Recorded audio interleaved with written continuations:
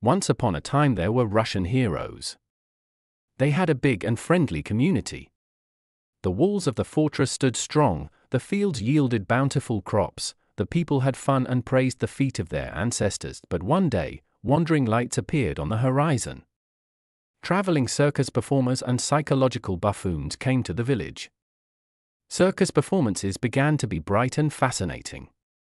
People came to see the wonders of the world, agile acrobats, funny clowns, and cunning magicians, but it turned out that these circus performers were led by special scientists who called themselves psychologists. They decided to teach ordinary people the wisdom they called psychological science. They began to give lectures in the village, discussing human emotions, family relationships, and mental experiences. The wise jesters began to speak strange and sly words to their people. Thinking is hard, so why bother? If love fades, you've been deceived. If they don't like you, you should leave right away and find another chance for happiness. The people began to listen to the new words. People stopped thinking about their actions, and they made decisions quickly and impulsively. Families were falling apart one by one, neighbors were losing touch with each other, and old customs were being forgotten. The warriors saw a great disaster and realized that it was time to protect their community from an unprecedented threat.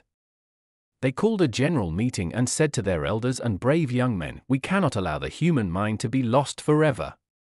We must fight not with an iron sword, but with a truthful word and a valiant deed." Then the bravest men of the village gathered and went to the circus destroyers to have an important conversation. But it turned out that just talking wasn't enough.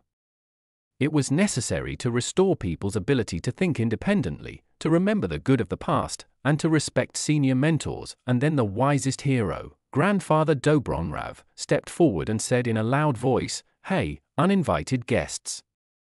We appreciate your art, but we will not allow you to destroy our family and community life with your sweet-talking lies.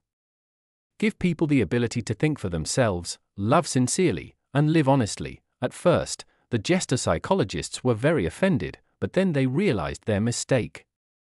After all, their science was supposed to help people become better, not hinder their independent development.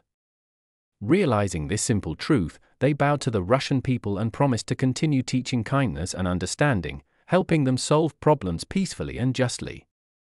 Thus, this unusual struggle came to an end. The warriors returned to protect their homeland, and the circus performers continued to bring joy and useful knowledge to the people. The village began to live happily and peacefully again, regaining its old honor and eternal dignity.